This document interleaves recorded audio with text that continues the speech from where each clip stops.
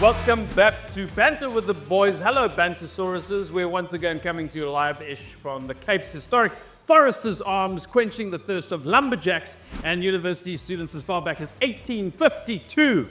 I actually remember in the olden days, we used to sing, Chris Morris, we used to sing, he cuts down trees, eats his lunch, he goes to the lavatory. On Fridays, he comes to Forries instead of varsity. Before we get to the bold and the banterful this week, here's our alternative look at this week's global sporting highlights.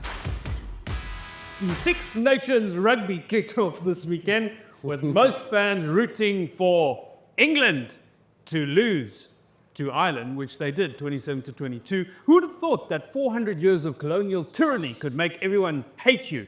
Anyway, as Helen Ziller would say, thanks for the sport and the running water in some places and the forget it, actually just thanks for nothing. Staying with rugby, congratulations have been pouring in for legendary Springbok fly-off and ex-mayor of Caledon, Errol Tobias, who recently fathered another child at the age of 74. In what can only be described in Afrikaans as 'n oorstoot 3 in beseringstyd. My much older dad always said having a kid when you're over 50 is a pension killer. But this is wiping out an entire AVBOB policy, Errol. Meanwhile, in football, Bafana coach Hugo Broos has fact-shamed South African footballers, asking, how can you play at the high level when you have an ash like that? Our message to Hugo Broos is stop fact-shaming our players, Hugo. This is South Africa. We like big butts, and we cannot lie. Bafana players fall over a lot. It's important to have a soft landing. Sources close to Banter with the Boys were saying that Broos apparently said the last time he saw an arse that big on the field was when Benny McCarthy was still playing, to which Benny responded, "You mustn't push." Last week we had the former president of the MCC, the Marylebone Cricket Club, as a guest. And to my left we actually have the former president of the Potchefstroom MCC, the Method Cup Classic Club of Potch, former bouncer, Chris Morris. Welcome back, Chris. Lovely to see you. And to my right, one of the Cape Winders' greatest exports. No, it's not the 2021 Vondeling Shiraz. It's Paul Royal's push-up king, Jean de Villiers. Hey, push-up king. Come on. Guys, speaking of big finishes, the Betway SA20 climaxes this week. Yes. And Jean, let's actually go back to push-up king. Saw some amazing footage. Did you see the footage on the Paul Royal's Instagram? I did. Again, another one.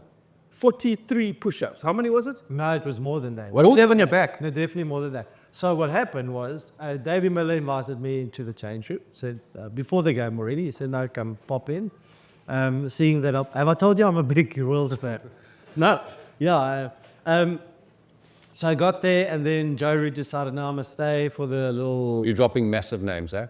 Yeah. No. There's one Miller, Root. Who's next? The boys. Okay, got you. But then he said, "Okay, push-up competition, but handicap for me." So he put his bat bag, I thought he was like gonna 10 bats. handicap you. I thought he was gonna make you do squats. Yeah, your knees. well, that would have been. So I had like 10 bats on my back, and then I had to do the push-up. Very I just told myself, I'm not losing, Nick. I'm not losing to these cricketers, you know. Talk to me about your Mark a plan.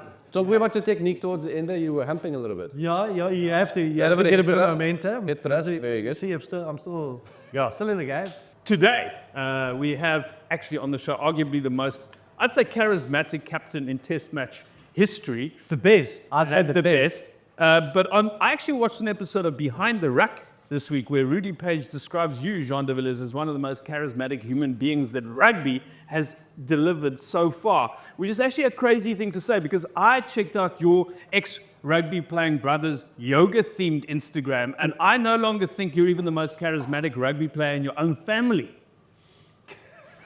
You do very good research, don't you? I want to ask you some more questions about him. But anyway, let's introduce today's guest who's waiting in the wings. A leader who took on the challenge of captaining his nation before he could grow a moustache and finished his career still unable to grow a moustache. An opener with all the grace and elegance of a Scottish Highland chieftain crammed into the body and face of a four-waist oak who asks, "Are you looking at my chick, Chana?" My punt. A modern-day Horatius at the bridge, nursing a broken little finger. A Scottish thistle sitting uncomfortably in the underpants of many an English captain, but not like that. Is it Dean Elgar? Returning to the show to answer the same questions we asked him last time, but in a whole new dynamic and entertaining way, whilst hungover, putting the Sir in commissioner since 2022. To my left we have, clean-shaven like a freshly boiled haggis, the goat of Test cricket captains, the great white buffalo himself, Graeme Smith.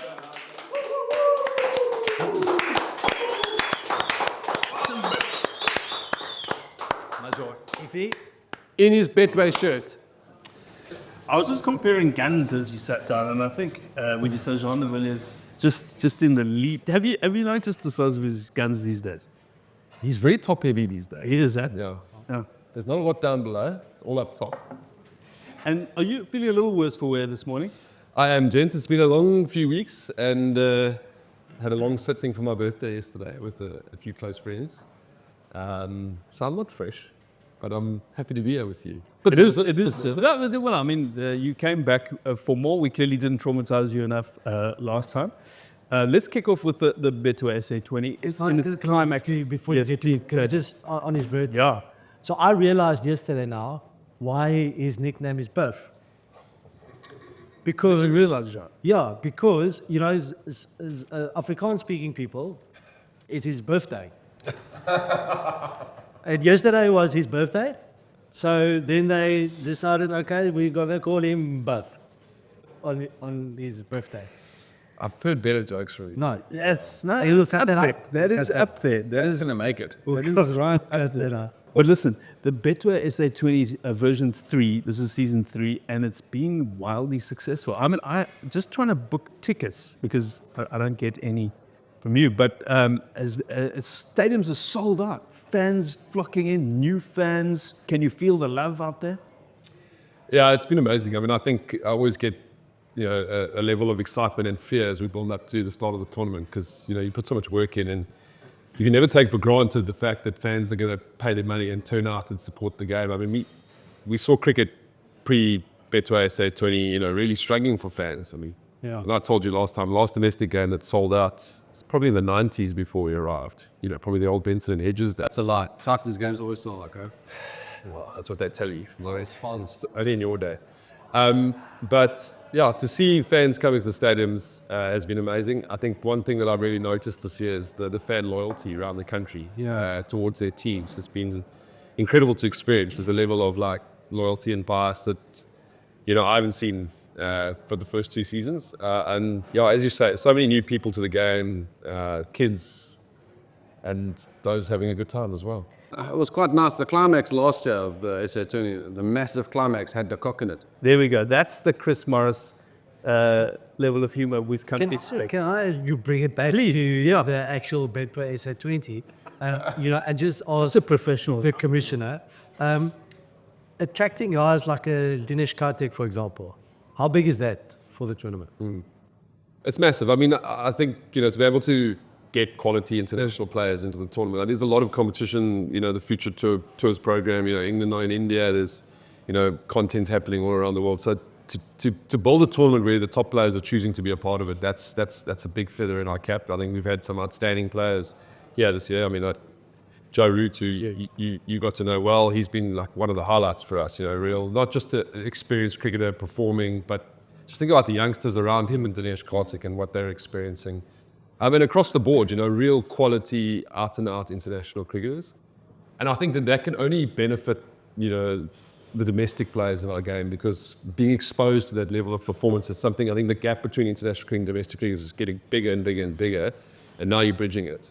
And, chatting to the players after games and stuff, they've said that the cricket is tough, and if you're not on it, you get found out. But it's especially, and why I mentioned Dinesh Karthik, because of the influence of India, IPL and then with the Betway SA20, if we see more of those Indian players coming to play in the Betway SA20, I mean, Dinesh Karthik was saying, no, this is definitely the second best T20 tournament in the world, after the IPL. Yeah, that only creates value within the property that you're building, and then you add the Joe Roots and all the other guys. I also don't think it's by chance that we've managed to make it to the final of the test. What's it called again? World Test Championship. Because of the experience that the guys have seen at T20 level, being exposed to different bowlers, being able to improve batting wise and bowling wise, and then being able to carry that through to the test scene as well. I mean, that's my view. I'm a rugby And player. also What do not I having to know? play Australia or India, England. I've actually got a question about the international players, Graeme. Do you guys, is it like a filter?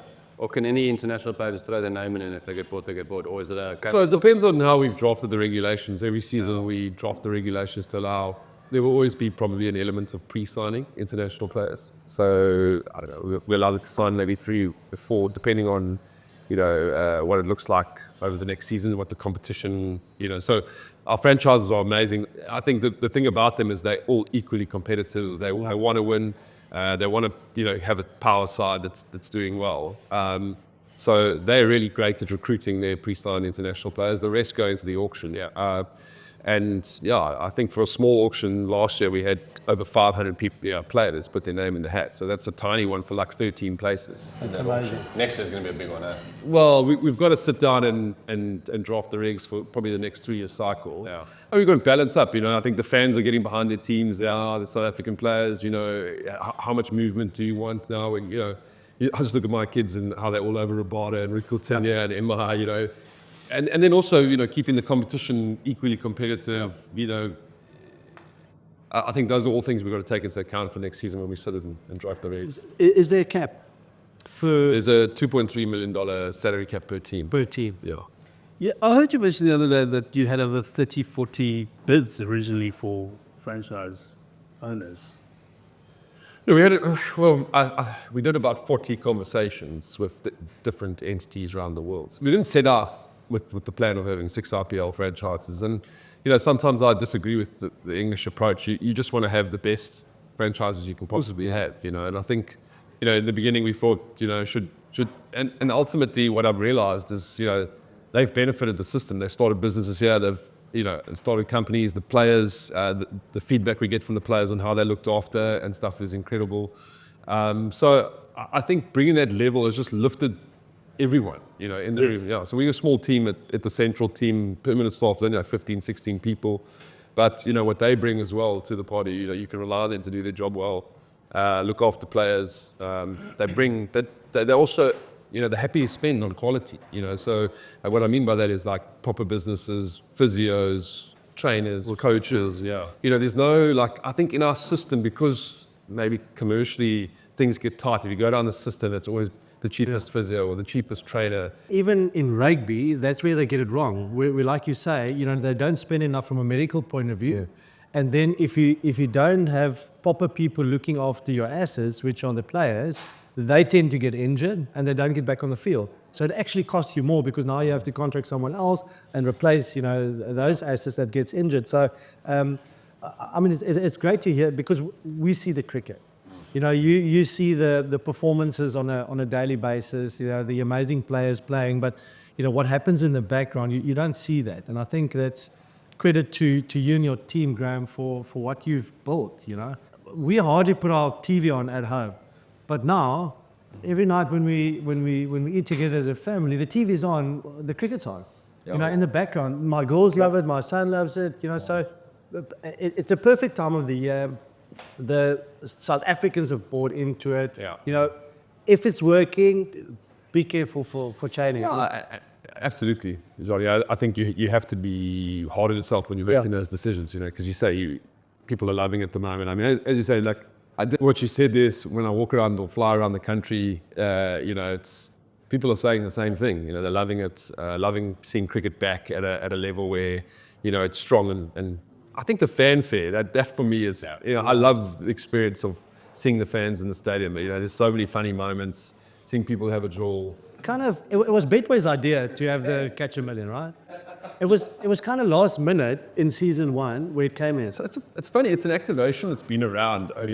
Yeah, but it's just been brought to life. Betway have obviously added a whole lot. I think I mean, it's actually one of my best days of the season when we get to the final last 2 days, and all these winners get flown up, and they get taken for lunch, and they've got premium seating in the ground, and you hear these guys' stories, and it's... How many are we on so far? 12. Yeah, we're pushing Betway to maybe do something more this week. Let's see. Go on. Take out a Jean's salary. It's that big. I'm actually quite On excited. Betway.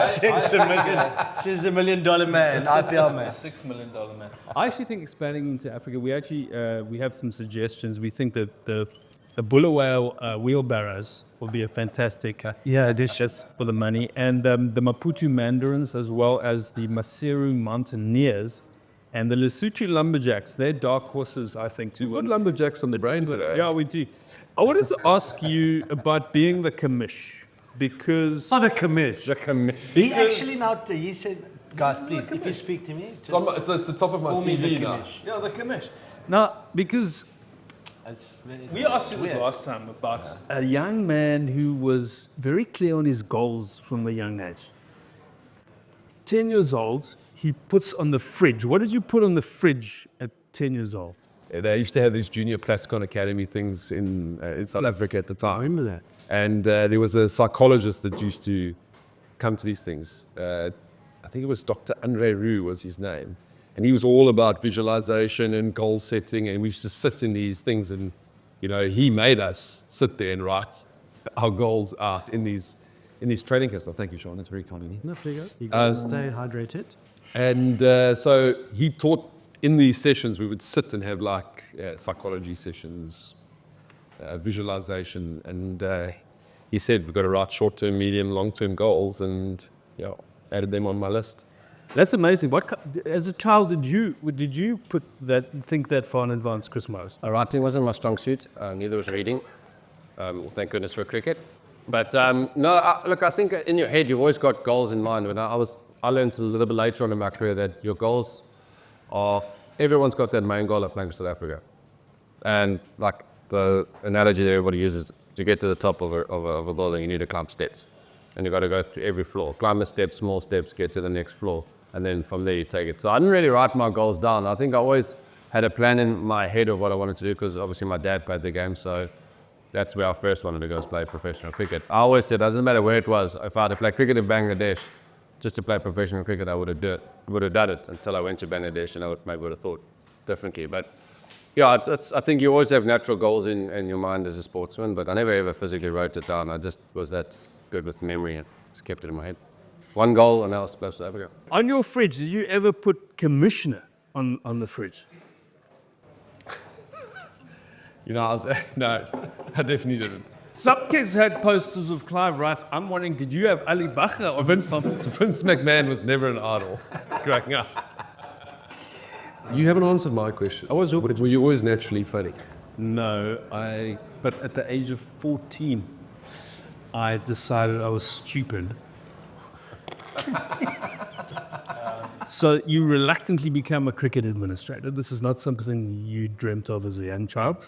You get involved with CSA, which you've described as the 2 longest years of your life. Yeah. As a captain, presumably, Jean, you also have experience. You end up with admin you didn't expect. Do you have a new depth of understanding in terms of having to deal with admin stuff that you know now that maybe would have been more useful as a player to know? Absolutely. I mean, like you get thrown into positions where you got to sink or swim. I remember that first tour of England, the pressure that we were under, like I was under, going into that tour. And there also weren't systems in South African cricket to help you cope. I mean, like the selectors at home would choose the team, and it'd phone me. I'd have to walk around and tell guys, so you're not playing. It was just So I think also within South African cricket, it was about, over the 12 years of captaincy, you start to build stuff into the system with coaches and administrators that also hopefully benefit the ecosystem going forward. I just don't think we're great at progressing those things. Once people retire, like all that information walks away without the person, and there's never like a handover or how can we help or can we get you into all the things that you've learned over 12 years, let's keep it going. Or, Transfer of IP. yeah, there's nothing. It's like once you finished, you go sit there, and it's silly, it's stupid, because ultimately we want to see South African cricket strong. So, I never got to meet Hansi at all. I was thrown into the captaincy young. I was really lucky that the players, especially guys like Polly who had lost the captaincy, that those guys got behind me and gave me a chance. And then scoring runs in the early days, I think, kept me in the job. So, it was erratic for the first 3-4 years. Like lots of highs, lots of lows.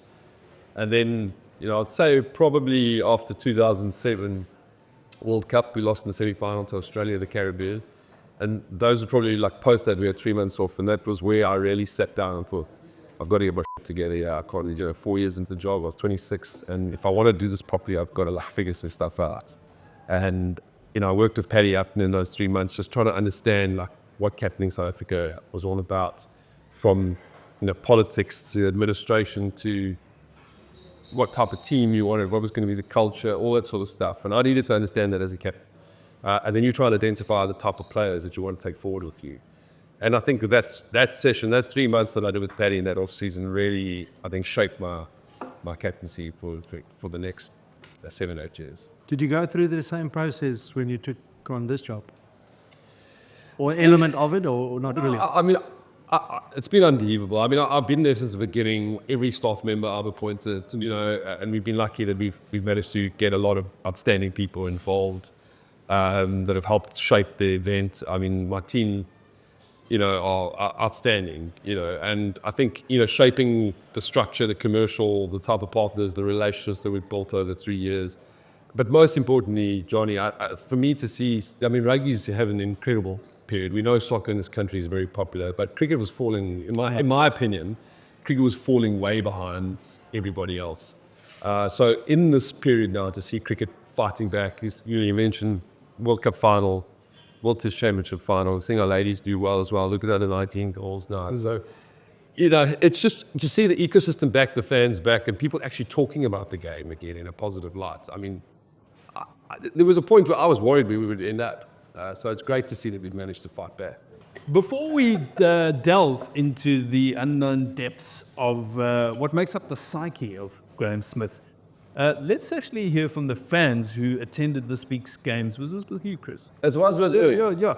What are the fans prepared to say on camera after their 4th or 5th beverage? It's over now to Banter with the fans. Well, So SA20 has been massive for us. It's our 3rd season. It's really, really great. So between food and beverage, we have about 38 different food stores and beverage vendors. It's created about 620 jobs for local businesses. So it has a massive, massive impact. You can feel the vibe when you walk in here. It's an absolutely wonderful event. The exposure is absolutely amazing. It's a community, people get together, no color, no caste, no creed. We meet people from all walks of life. So business-wise, it's great. We sell very well here.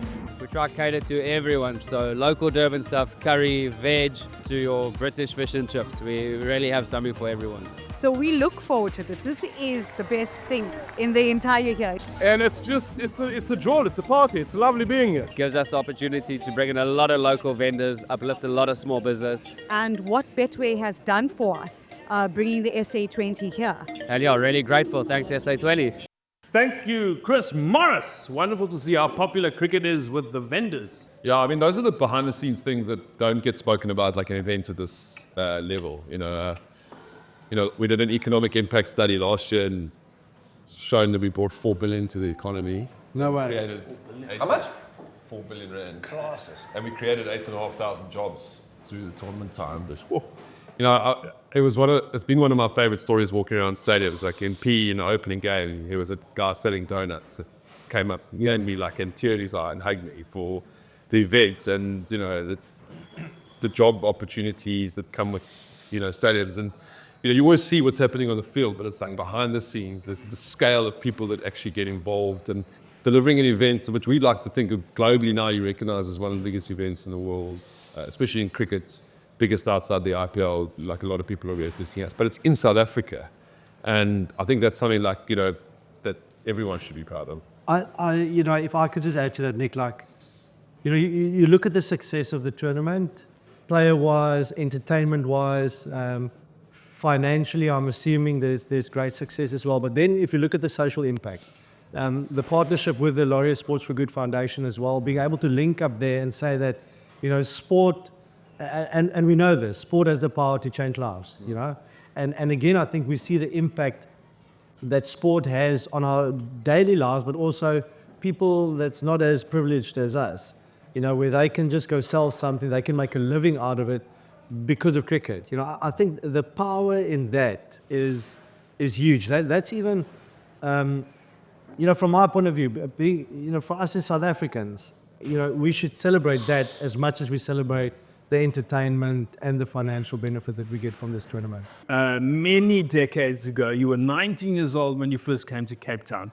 And I believe you were playing for West. You got a contract. We did knee rehab together. Did knee rehab with this guy. He's been described by his landlady at the time as a geeky guy who stuck his goals, removed them from the fridge at home, brought them to Cape Town, and put them behind his door, and drove a bright red Polo. Is that also correct? I would say I was extremely shy. Very shy. Very, very shy. Yeah, it's 18. So we moved down, finished matric, came down. Extremely shy. Yeah, so you were virgin.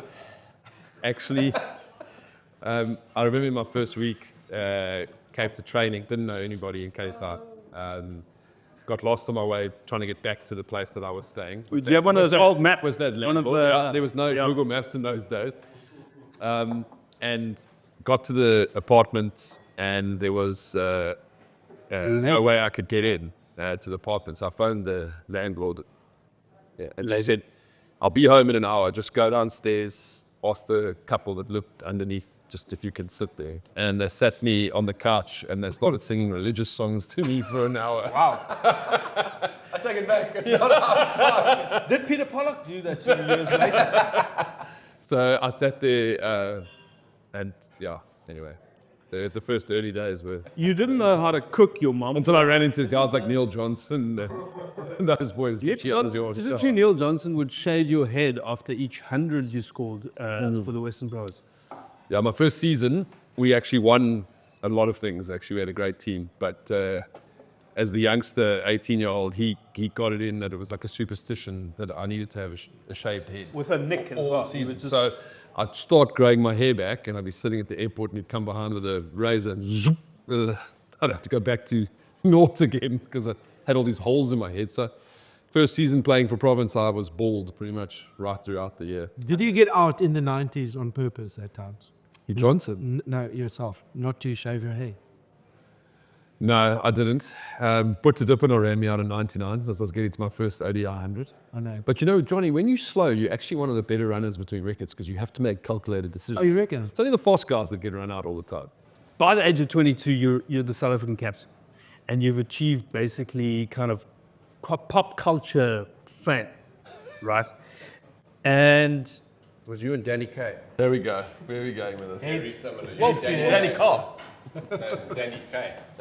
how did you, because you basically have to morph yourself. You have to transform this shy guy into somebody. The fly guy. The fly guy, right?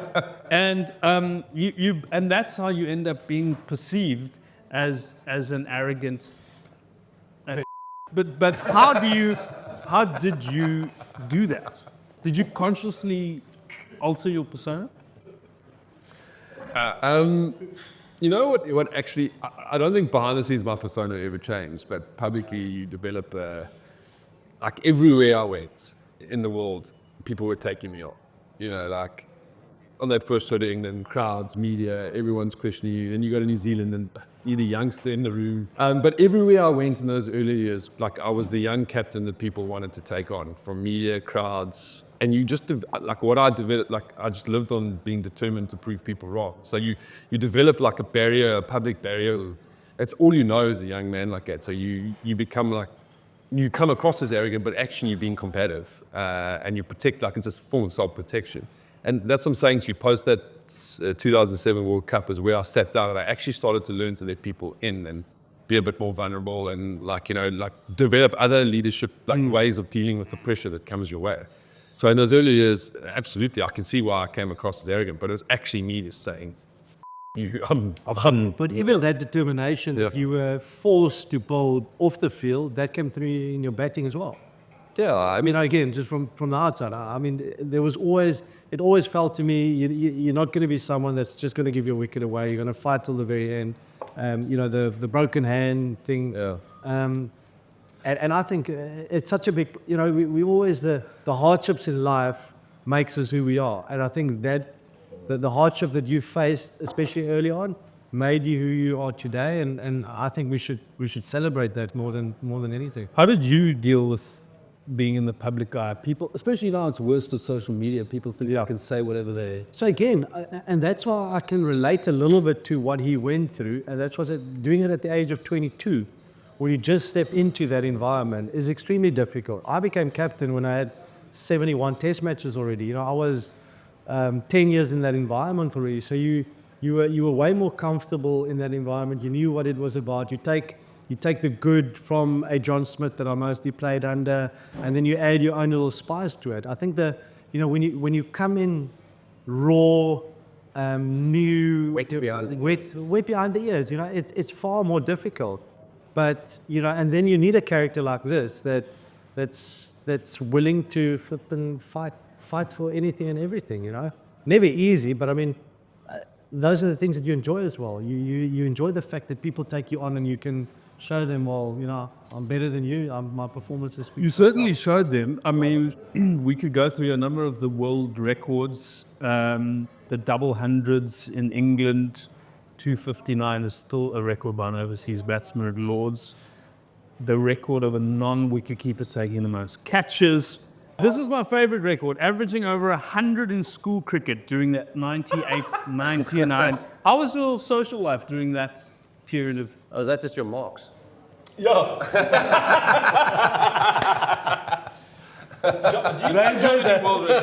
any non-financial world records? I had one for a little bit, so it got beaten. What was it? Oh, most economical T20. Yes, about the most, about in What were your figures? In 24 legal deliveries in a spell, about 23 dot balls. 23 dot balls. Against the Cobras, Pollard, Levy, Patik, Nice. Ontong, just a great evening. Jean de Villiers, what was you most proud of? Yeah. Only South African captain ever to lose to Japan.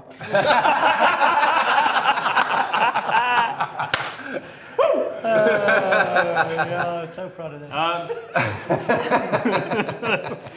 I just wanted to know. So we've asked you before about 438. One of the most iconic matches. Amazing. How tired are you talking about 4-3? Just a quick question. I'm not going to ask the standard question. But alters the limits of what's possible, basically, for batting in ODIs. You've always claimed you won the toss that day. Did it not? You did not. You got a good 50.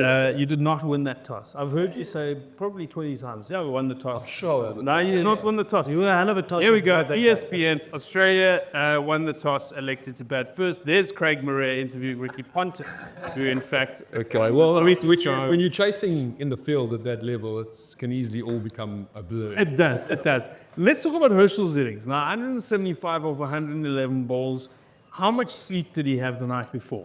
We just want to corroborate this information. Many different. Maclaren and TD. So we found out post that he had a festive night in his hotel room. Well, I tell you what is extraordinary is that you can do that and go out on 2 hours sleep and score 175.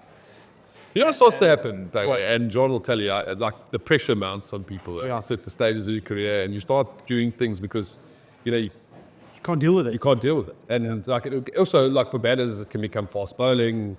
I don't know, in rugby, it must like the physicality or the pressure of the performance. It gets to you sometimes as a player, and that's what starts to happen. You're looking for alternatives to like get like to cope. The two best examples in rugby is one, the guys having to throw the darts, okay, the hookers, because that's when the game slows down, okay, when you have to throw into the line, and kickers at goal.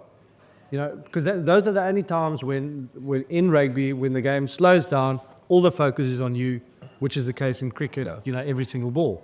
But the pressure, like you said, the pressure gets to people. It's...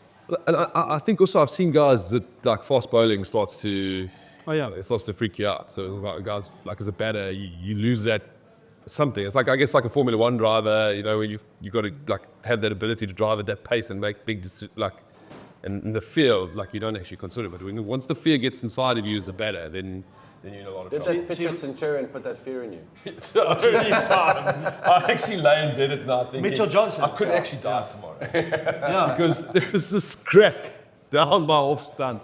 And I spent the whole night awake thinking, if he lands at 145 on that crack, I don't know what's going to happen. I could just shoot. And it was one of the best I've ever seen AB playing now. Yeah, that doesn't was Willie. Actually, he bowled me a leg stump half volley and I smashed it. And short leg took a one-handed catch. Alex Durden. And it's the only time I walked off and I was like, thank goodness. A couple of quick fire questions. No one plays the full delivery outside of. I was about to say, Better to square leg. Graeme was trying to hit it through the covers through my wicket. What do you recall your best night of celebration on tour? Oh, there's been a few. 438 game, we left nothing behind actually. I think I've told that story about this guy. Voucher in the lift and We carried Mickey after the coach out of the change room that night. No, that was what, like, I think, the end of the series, celebrations with like certain teams and stuff, when you battle the hard and then you get together, have your beers. And Is you going to casino with Bouts in Australia by any chance? yeah, we're actually, Bouch just got it, he doesn't handle well. I mean, even if you drink with him now, he starts making animal noises. And he whistles. After a while. Which ones? Noises, parrots. And, There you go. he loses his words. But 08, 09, that was one of the great celebrations. First series win in Australia. Spent a long time at the MCG change room. Then a couple of the Aussies, Ricky and the boys, took us out to Crown Casino somewhere. Bouch was, Melbourne. yeah, Bouch wasn't allowed in. Sponsor walked him around the casino for an hour. We had a great celebration at Edgbaston in that same year where we won in England for the first time. Because that test match where Callis and the right-handers kept ducking to Flintoff for that size screen issue. Neil McKenzie is one of the funniest men in a change room at Villiers, and a fines meeting is where he comes into his own sense of humour. I mean, Callis moaned that entire test match about bowling into the wind. So every beer that he downed after that series win, he had to do it into the fan. Him and Rob Walter together running a fines meeting. Rob Walters also good. Oh, very good. tell us about the time you ended up in Calcutta Hospital. Bleeding out of your ring piece. Nah, I finished the press conference. Team left, obviously training. Finished the press conference. Car was waiting for me. Took me back to the hotel, and I was on as he pulled into the hotel in Calcutta. I got out the car, and as I was walking in front of the car, he decided to drive and drove over my foot. Very nice. So I went for scans, actually. It was a very interesting experience being pushed around Calcutta Hospital with like the Pied Piper with thousands of people following. Oh, no way. In a wheelchair. Eden Gardens, was that in Calcutta? That wasn't the test match where those were cheering for the South African. Yeah, that was a ODI. We won by 10 wickets, but they just dropped Ganguly, and Chappell was the coach, and he was making a lot of like hectic comments, and then they dropped Ganguly, where obviously Ganguly's like the Prince of Kolkata. Prince of Kolkata. So, and we happened to bowl India out, I think, for like 150 or 160 or something, and myself and Andrew all chased it down, not losing a wicket. In the last half an hour, that stadium got behind us, like 80,000, 90,000 people. I was like, Amazing. standing in the middle, just like, wow. And they're out loud there, yeah. Playing with Shane Warne. How was that experience? So we had a tough like tour against each other. It was got a bit heated at times. So when they actually picked me in the Rajasthan Royals team, they actually phoned Warney to make sure that we would get along. And he said, no, all good. And actually, yeah, we ended up becoming great mates. He was just brilliant to play with. It's like one of the biggest characters I've ever... Got that for you. Got that for you. I've ever come across, had like, you know, the things that he exposed me to, Maury, keep it tidy. You know, Talking about his dyed beard in England, where he dyed his beard black. and his bell-bottom pants. But, you know, I used to watch it at IPL. We had a lot of young guys that first season that we actually ended up winning. And you had like the smallest... Yeah, and no one played much chance. But he would give his team talks, and just, Warney could smoke. And if you're giving his team talks, all these young guys around listening to him, enamored in what he's saying to them before we go and play the game. I could see the smoke coming out the back of his hand. Oh, yeah. So, I mean, I've got a great photo of us celebrating winning the IPL. My mother, him, we were smoking cigars in that Taj Hotel in Mumbai.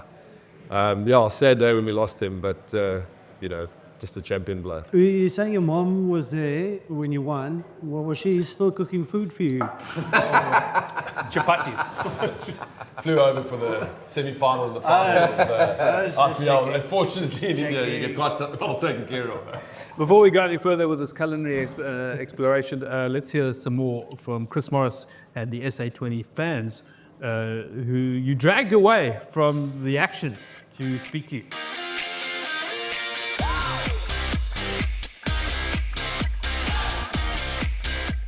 What makes the SA20 so special, I reckon, is the environment, the people, the vibe. I mean, if you go to the stadiums, look how full it is. We come with passion, and we give always our best.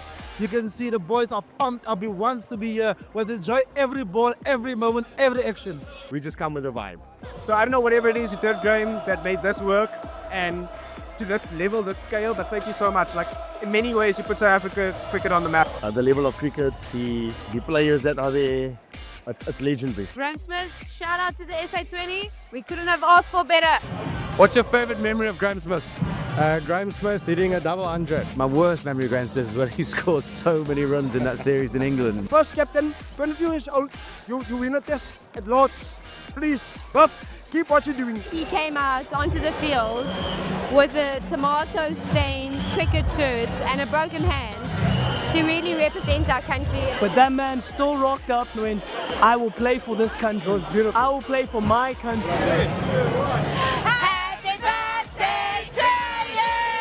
Happy birthday to you! Happy birthday, good friends! Happy birthday to you! Hip hip! Hip hip!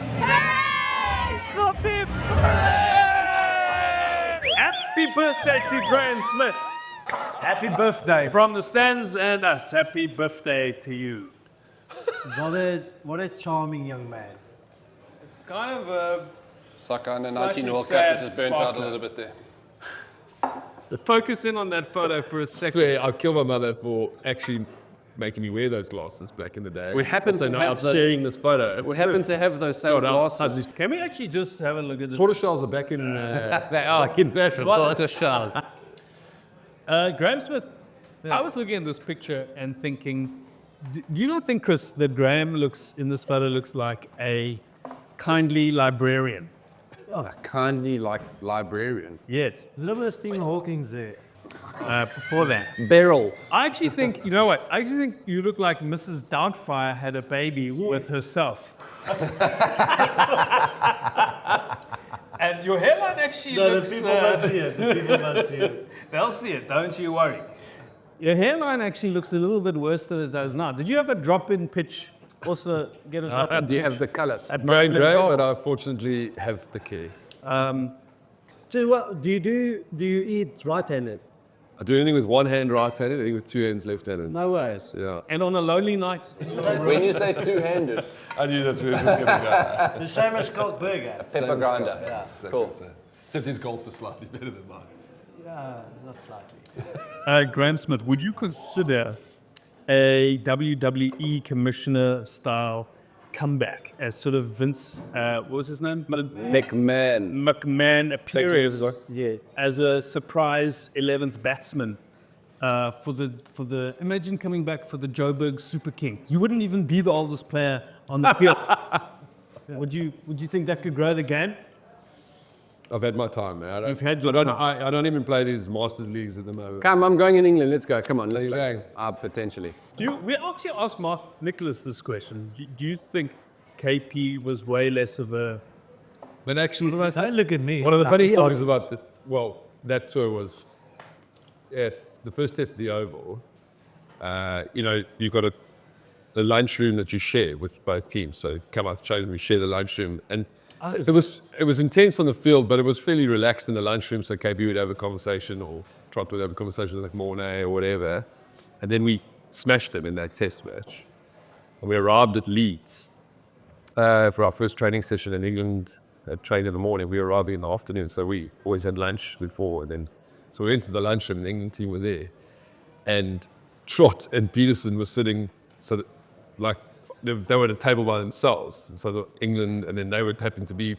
So you could immediately feel that the room had changed. Like, they had obviously had a lecture that they needed to be, more intense, less friendly. We happened to sit down at the table that had Trott and Kate. The South African table. You could just feel them squirming to get out of there. And then going into that test match, you could just feel the whole, everything had changed. Like, there was just no conversation. It was going to be hard and aggressive. And I think that, so certain things happened during the game, post the game, that sparked some of the stuff that came. And the text, what did the text say? I never have ever admitted to the text. Was there a box involved? An Afrikaans box by any chance? Do you think as a player, KP would have been a little more tolerable if he and that entire... You're trying to say KP's tolerable now. Incrementally. If he and that England team had gone on an ayahuasca journey with Joe van Niekerk in the jungles of Colombia with Joe and John's brother, things have been different. Might have created some inner peace. Jablets. Ground just jablets. Okay, we're going to play a new Let's game do it, on okay. this show. It is called the Snore Quiz. The Snore Quiz, and it's actually inspired by you, Graeme Smith, who failed to grow a moustache, as I said earlier, for the first few years of your career. I think you probably could now. But let us, without further ado, if we can cut now to the Snore Quiz with Graeme Smith. It's called Guess the Snore. And actually, let me put it here so we can all have a look at the snorer. Jean de Villiers, can you see the screen? I can see. Has the same. Snorri, not Snorri. And let's go with Snorri number one, which is a tribute to Graeme Smith. And then, of course, we have Snorri number two. Can you guess that one? That's me. Oh, wow. That is not Twakkie from Corre and Twakkie. It is, in fact, Jean de Villiers. Yes, it's a fluff pot. Now we get to Snorri number three. That is what is called a politie snor. Can you guess who that is? Any guesses? That's Chris Morris. That is, in fact, Chris Morris. All right, who's this guy? That's Clive Lloyd. That is, in fact, Clive Lloyd. There we go. That's Dale Steyn. That's Dale Steyn. That is Kappeldev. Couple of easy ones. Who's that? That's Nolde. Tricky one. Taking us back to the 1970s. Yeah. Nolde. Nope. It's close. Close to Nolde. Australia. It's Australia. It's a South African. It's not Proctor. Alan Curry. Proctor. No, it's Yes? Spokane. No. I should have put Spokane in there. Oh, yeah, that one. Yep. lives in George. Yes. Gotleru. Gotleru. And Yes. who's that? Alan Border. Alan Border. Chris Morris, well Mitch done. Johnson. Mitch Johnson. Let's see if this one can load over here. Who's that? Travis Easy Head. one. That is Nokia. Andrek Nokia. And we go to Shikadawan. Shikadawan. And then we have... Oh, David Booney. Boone. That's Booney. David That's David Boone. Correct. Who is that? That is Getting. No. Close.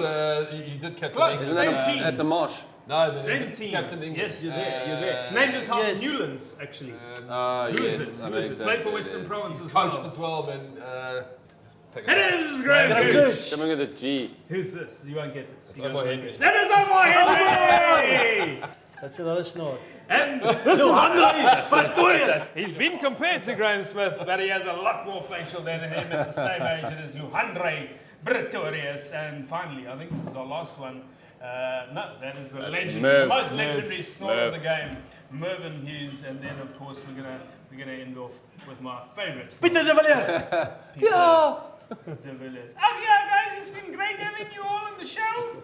What is this artwork behind you over here? Is Lovely quote. that, do your kids go to the Waldorf school? Is that a Waldorf artwork behind you. What is It's actually that? our SA20 officers. Your There's SA20 shades officer. So of, he is an colour art in the collector. background. Did you know he's an artist as well? An artiste. This is a picture of Graeme Smith drawing a. That's D-Dogger's What favourite was animal. that, Graeme? It's a duck. When did I do that? Yeah, this is a representation of the 19 times you scored a duck. duck in international cricket. Only 19. I'll take that. Can you just pull that canvas out there with a pen? We're now going to ask Graeme Smith to draw Chris Morris. I'm going to give you a reference. This is Chris Morris stuffing his face with Auntie Woolie's chips.